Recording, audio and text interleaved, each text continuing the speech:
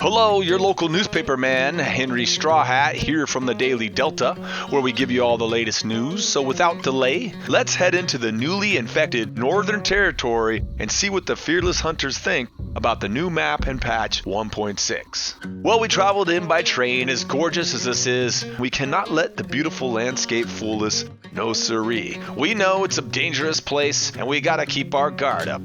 But we needed to talk to some hunters that have had the time to experience this land and its secrets.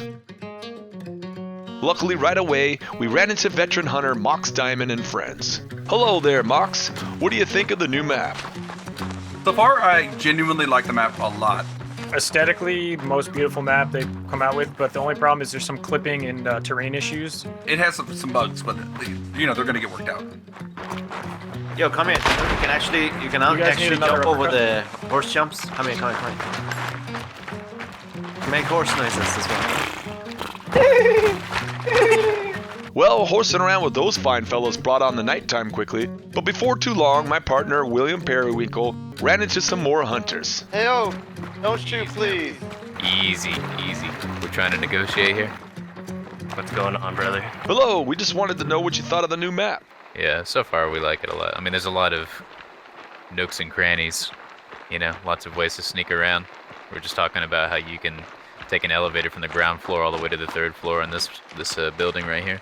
I feel like it's super dense. Like, you can hide it anywhere in the woods, Yeah, it's kind of eerie when you're walking, especially at night when you're walking through the forest. It's just, never know. We were actually like 5 feet away from someone earlier that was hiding behind a shed, and we only caught him because we heard him reloading. Oh yeah, the map is very dense, yes. We were talking earlier about how this game gives us that feeling, kind of like Far Cry 5 did, or like Fallout 76, where it's like that mountain feel, I never thought Hunt would give me that feeling. To me, it just calls for the Winnie. This just makes it feel more Western to me. Yeah, we were watching Wisdom play earlier. I don't know if you guys watch Wisdom on YouTube, but he uses the Winnie a lot. We were thinking the same thing. Oh yeah, Wisdom is a Winfield wizard. Well, we really appreciate your input and participating in our article. You guys are doing an article? Is that what you said? Yes, we are editors from the Daily Delta newspaper. Ooh. And we will feature both of you on the front page. Where can we pick up a copy? Daily Delta is statewide. Daily Delta? That's cool. Just let them know Sheriff Hardin is looking for cheeks. Okay. You can also subscribe and we'll bring the newspaper to your doorstep. That's pretty amazing. Okay, cool. All right, we got a new subscriber. Yeah, we'll check you guys out. Okay, well, we'll get this published right away and we'll see you in the paper. All right. Nice. Looking forward to it. We're going to go check out the rest of the map. From the swamps to the mines. All right, man. No Thank problem. you guys. You guys, take care. Have a good fight. You too.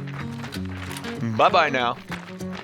Oh, and a quick note, watch out for those miners with the light on their helmets. Do not hit the lantern. Okay.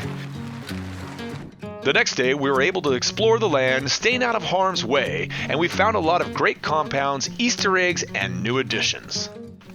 For example, this tower right here has a new 360 balcony. Very nice. Of course, Mr. Bob Ross Zombie is back. This cabin says run with a blood smear. Inside is a huge knife and blood on the table, bloody rags on the stove. Do you know to which this refers? Inside the school is a chalkboard with the life cycle of a moth. Good to see the old chalkboard is here too. Here's a picture with the developers' faces, but I've also seen this disappear, so I don't know if it's gonna stay. Do you know who is who? A reference to the Danny Boyle movie, 127 Hours, starring James Franco. A crashed UFO.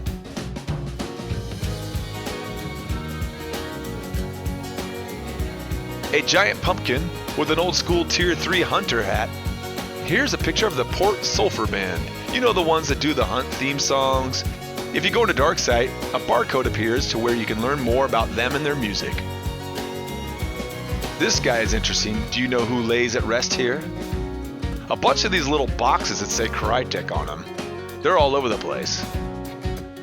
Of course, the horse in the bed, the Godfather reference. Here's where the Reverend died in the Dark Side trailer. His chair knocked over and blood on the floor. Oh my. The Utah monolith, very cool. Check out the reflection. How did they do that? Here's Forrest Gump and his box of chocolates. Ooh, poor guy didn't make it. And there's a vampire with a stake in its heart. My personal favorite, Shrek's house. You gotta love Shrek. Donkey! Wait a minute. We are receiving an important message via the newest invention, the Telegraph. That's right, ladies and gentlemen. We have wires that can stretch across the land, and we can receive messages from people via the wonders of electricity. The map is way better than the other two maps.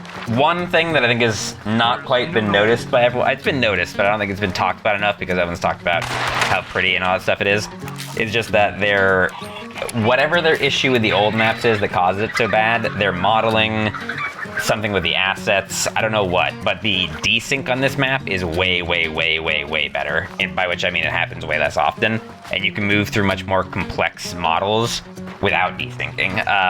That, for me, desync is like the biggest problem this game has from a design standpoint, and now, like, on the old map, if I saw this, I'd be like, well, one, I can't get on top, and if I try, I'll teleport to Mars. But now I just casually walk up it. I've never been to this rock, but I knew I could walk straight up it with no jumps, you know? Fucking amazing. If they could go back and remodel the old maps, I'd be ecstatic. But even ignoring that, if we just didn't have to pay attention to desync, the map design's great. It's pretty, all the compounds really cool, there's a bunch of ins and outs to everything. It looks really, really good. I mean, the previous two maps I have memories with and all that good stuff, but in terms of like level design, the V word, you know, just how complex and creative it's so awesome. It's a 10 out of 10 for me. Yeah, I haven't heard any criticism either. The only criticism I've got is it's too beautiful. I get distracted. I spend a lot of time just looking around rather than like scanning for enemies. Quality is too damn high. That is true. It did take a long time. I'll go ahead and say right now, when Lost in Delta came out in 2018 and then we had to wait 3 years for this one, it's a long time. But so far it feels like it was worth the wait based off how good this feels. Absolutely amazing, dude. It's so good. This map is so different from the rest. I won't be surprised when the map drops with that event that they're doing. I won't be surprised if we hit 50K players, dude, honestly. Well, there you have it, right from the source. This place is beautiful. You gotta come down here and experience it yourself. Check out the beauty just before you get your head blown off. Until next time.